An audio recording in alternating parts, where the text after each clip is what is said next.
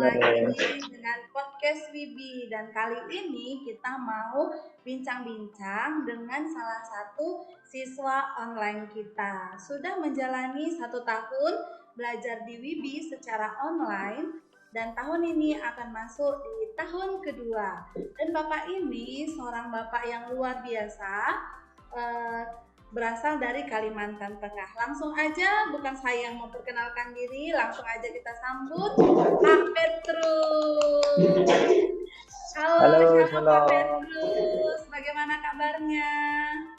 Kabar baik, luar biasa. Luar biasa ya Pak. Bisa Ya, perkenalan diri sedikit Pak kepada kita semua. ya. Saya perkenalkan diri saya dulu. Nama saya Petrus Yudianto. Saya berasal dari kota Surabaya sebenarnya lahirnya. Tapi tahun 2006 saya masuk ke kota Kapuas di Kalimantan Tengah. Dan saya sudah berkeluarga. Saya punya 2 orang anak.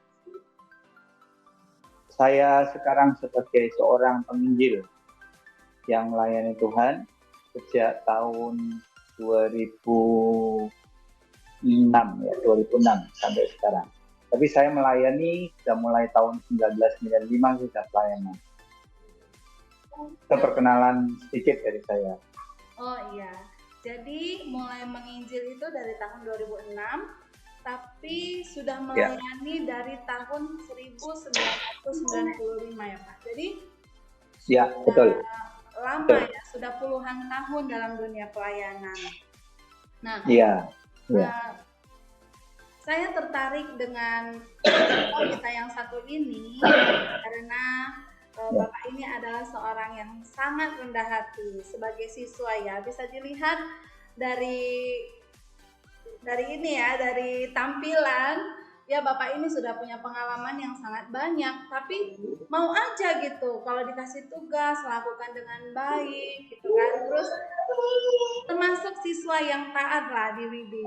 Dan Bapak ini juga adalah siswa yang berprestasi. Setiap semester mendapat prestasi juara 1. Wow, luar biasa. Artinya Bapak ini menyerap sangat banyak pelajaran Wibi dengan baik ya, walaupun secara online teman-teman, walaupun secara online ya. Nah, waktu bincang-bincang dengan Bapak ini bilang, saya hanya orang biasa yang dipakai Tuhan. Wow, orang biasa yang dipakai Tuhan. Jadi saya sangat tertarik nih. Saya rasa Bapak, bagi saya sendiri, Bapak adalah orang yang luar biasa. Nggak semua orang bisa lakukan hal-hal yang besar seperti Bapak. Nah, hari ini pun Bapak ini dari Kalimantan, tinggal di Kalimantan, tapi sekarang ada di Surabaya dan dalam minggu ini akan pelayanan keliling Surabaya, keliling Jawa Timur ya Pak. Jawa Timur. Banyak kota di Jawa Timur gitu. Enggak gampang ya untuk meninggalkan keluarga dan pergi untuk memberitakan kabar baik. Tapi Bapak ini bisa lakukan. Jadi menurut saya Bapak inilah adalah orang yang luar biasa. Tapi kenapa ya Bapak bilang Bapak orang yang biasa-biasa? Nah, kita mau korek lebih dalam lagi nih. Nah, bagaimana sih perkenalan Bapak pertama dengan Yesus? Ya, saya mulai dari sebetulnya saya ini cacat dari lahir. Waktu lahir saya punya masalah karena kata dokter saya ini keracunan dan harus dimasukkan ke tabung inkubator. Maaf saya potong Pak, Bapak kelahiran tahun berapa Pak? Saya lahir di tahun 1973 dan pada waktu itu dokter mengatakan saya ini keracunan karena badan biru semua dan dimasukkan ke tabung inkubator. Ternyata tabung inkubatornya rusak dan tegangan naik turun waktu itu. Akhirnya mengenai urat saraf mata saya. Jadi saya tidak bisa melihat dengan jelas dan saya mengalami, orang bilang itu minder gitu ya. Saya minder sekali, belum lagi di dalam keluarga itu karena kami belum di dalam Tuhan, belum di dalam Yesus. Jadi yang saya terima tiap hari hanya kamu tidak bisa apa-apa, kamu tidak akan berhasil, semua yang negatif yang masuk ke hidup saya. Jadi saya tumbuh dengan keadaan sangat tidak punya harapan kalau saya mau berkata seperti itu. Nah, waktu berjalan, saya ini sudah usia berapa ya waktu itu, sekitar 20 lah. Saya umur 20 tahun, ada seorang keluarga, masih family, memperkenalkan saya kepada Yesus dengan cara memberikan kaset-kaset rohani. Waktu itu masih kaset yang banyak ya, kaset rohani. Jadi saya dikasih satu kardus itu kaset. Karena saya ini waktu itu saya pikir, ya udah, saya sungkan. Saya terima kaset itu dan saya dengarkan dengan pemikiran seperti nanti kalau ditanya bagaimana ya, kalau saya tidak bisa jawab bagaimana ya. Bukan karena saya ingin dengar, bukan karena saya ingin dengar, tapi karena saya merasa nanti kalau ditanya ini. Tapi dari kaset itulah saya diperkenalkan kepada Tuhan Yesus. Masalah saya ini sebetulnya, saya punya, misalnya ini saya baca handphone ya, saya baca sangat dekat sekali, 5 cm dari buku lah kalau dibilang, 5 cm dari handphone itu baru bisa lihat jelas. Itu masalah saya ya. Dan saya merasa betul-betul nggak punya harapan. Tapi dari kaset itu saya diperkenalkan kepada Tuhan Yesus. Waktu saya menerima Yesus sebagai Tuhan dan Juru Selamat, itu satu perjumpaan yang luar biasa. Memberikan saya kekuatan. Dia berikan saya satu firman yang sangat memberkati saya. Filipi 4 ayat 13 berkata, segala perkara dapat ditanggung di jalan Dia yang memberi kekuatan kepada kita. Kalau di bahasa Inggrisnya berkata, I can do all things through Christ who strengthens me. Aku bisa melakukan segala sesuatu melalui Kristus yang menguatkan aku. Tuhan mau ngomong sama saya pribadi, Yudi, kamu tidak bisa apa-apa, tapi kalau engkau jalan dengan aku, engkau pasti bisa. Dan itu yang sangat memberkati hidup saya. Itu yang saya mau sampaikan dalam perkenalan ini. Amin. Wow. Berarti Bapak mengenal Yesus sebagai Tuhan dan Juru Selamat secara pribadi itu ketika usia 20 tahun dari mendengar kaset-kaset yang lagu rohani ya Pak? Bukan, dari khotbah, kaset khotbah. Oh, khotbah. Kaset khotbah, ya. Oke. Ya.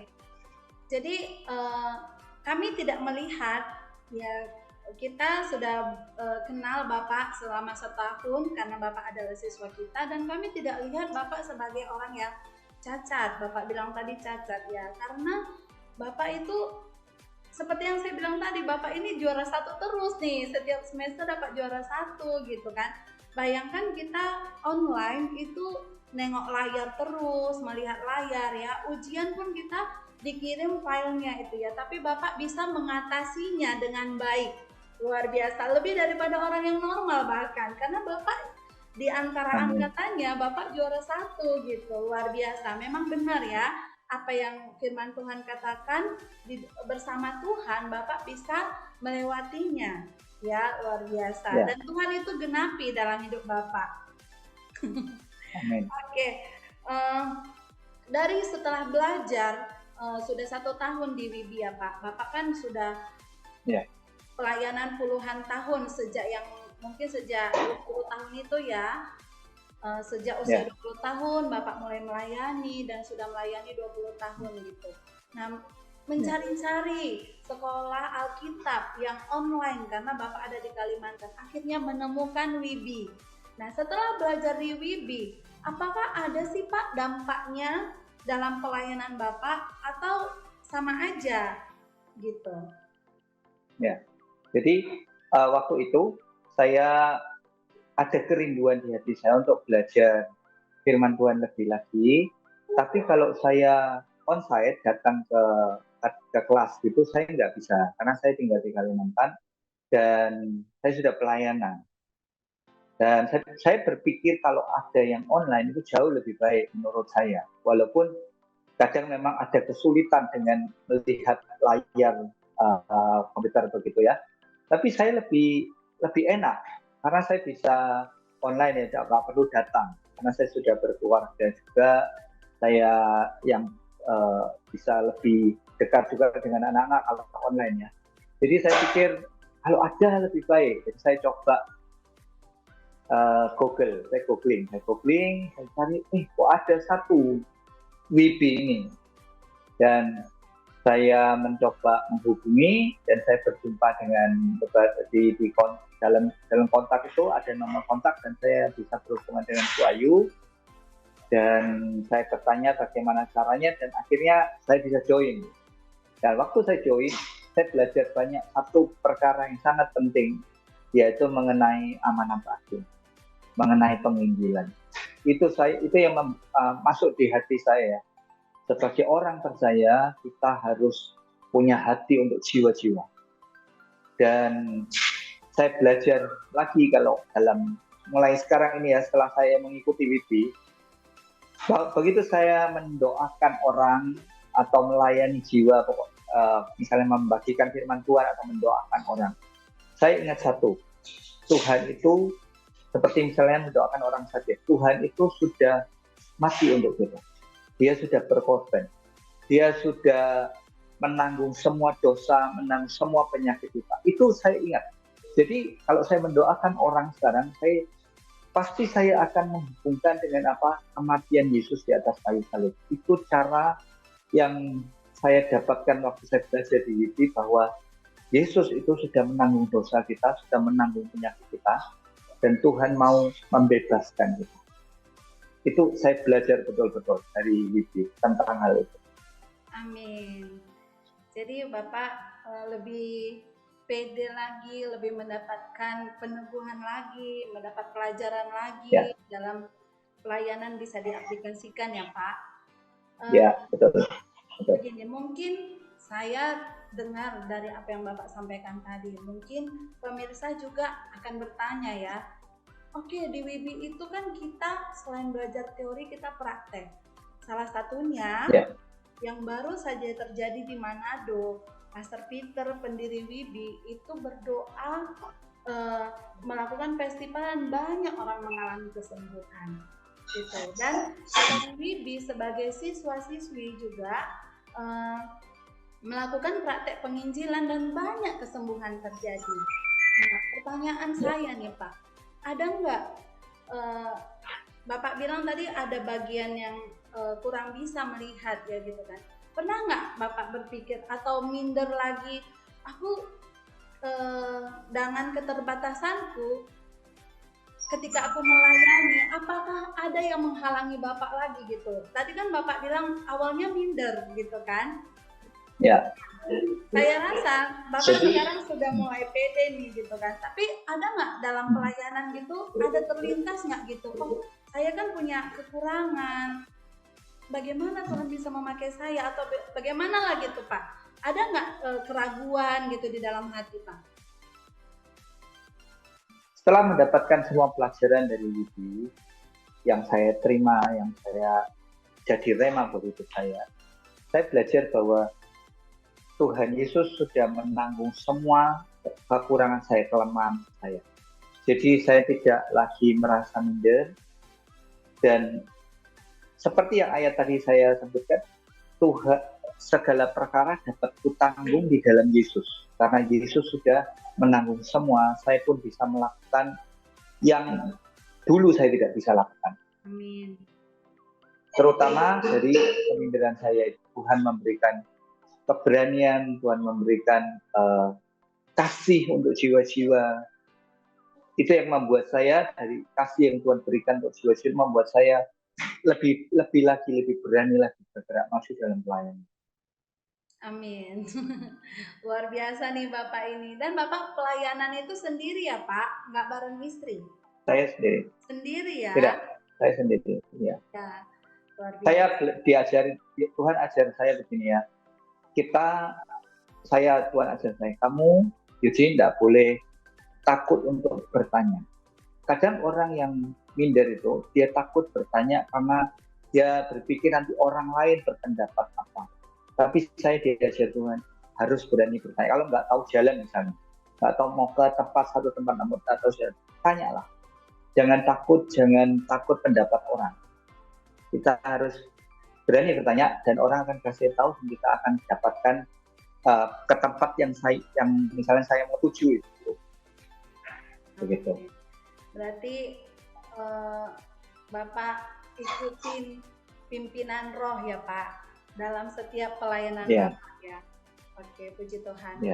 Pak, kita mau dengar dalam pelayanan Bapak ada nggak kesaksian yang bisa Bapak bagikan hari ini bagi kami untuk menguatkan kami, misalnya bagi orang yang awalnya minder, terus nggak punya tujuan hidup, atau nggak tahu mau kemana gitu jalan hidup, atau hanya melihat kekurangan dalam dirinya yang nggak berani melangkah untuk masuk dalam panggilan gitu. Ada nggak Pak kesaksian dari Bapak selama pelayanan? Sebenarnya saya belajar begini, Tuhan itu adalah Tuhan yang luar biasa. Dia mengubah fisik kita yang sakit itu mudah sekali. Tuhan mengubah keadaan kita itu mudah sekali secara fisik. Tapi sebenarnya Tuhan itu mau bekerja dari dalam kita. Dia mengubah dari dalam dan itu keluar. Makanya saya belajar, terutama untuk saya yang minder, saya belajar begini. Kita, terutama mungkin ada para pendengar yang menonton podcast ini yang minder. Sebenarnya Tuhan mau bekerja dari dalam kita. Dalam kita ini harus dikuatkan. Cara menguatkannya bagaimana kita harus dekat dengan Tuhan. Kita harus punya pengenalan akan Dia lebih lagi. Sehingga Tuhan bisa bekerja, Roh Kudus bekerja dari dalam kita. Dan itu akan muncul keluar. Perubahan akan terjadi kemudian. Itu yang saya belajar dari pengalaman hidup saya pribadi. Amin. Pantas saja ya, Bapak itu apapun, siapapun dosennya, apapun yang dosen sampaikan, Bapak ini terima aja, dan ngalamin pemulihan secara luar biasa dalam kehidupannya ya. Jadi bagi penonton, bagi pemirsa yang menyaksikan podcast ini juga, kalau ada selama ini tergerak hatinya memang untuk masuk dalam panggilan, masuk dalam pelayanan, apapun yang menghalangi langkah Anda, saat ini kami mau katakan, kami orang-orang yang biasa. Kami pun sama, punya masalah, mungkin punya keterbatasan dalam hidup kami, tapi punya sikap hati, ambil satu langkah aja dulu, masuk, belajar di tempat ini gitu, dan terima pengajaran Alkitab, karena di WIBI kita belajar murni Alkitab ya Pak, tidak ada doktrin apapun yang diajarkan, kita semua belajar tentang Yesus, bagaimana Alkitab katakan gitu. Jadi ketika kita belajar kebenaran itu, maka hidup kita diubahkan. Amin. Amin. Amin. Amin. Terakhir banget nih Pak, apa pesan Bapak kepada pemirsa yang menyaksikan? Ya, saya mau berkata begini ya. Saya yang seperti ini, Tuhan mau pakai hidup saya. Saya yang kalau orang mungkin melihat saya keadaan fisik saya cacat, tapi Tuhan mau pakai. Dan Tuhan mau pakai kita semua sebetulnya juga. Tuhan tidak pernah mencari orang yang hebat. Tuhan mencari orang yang mau. Tuhan mencari orang yang mau berkata, ya aku mau.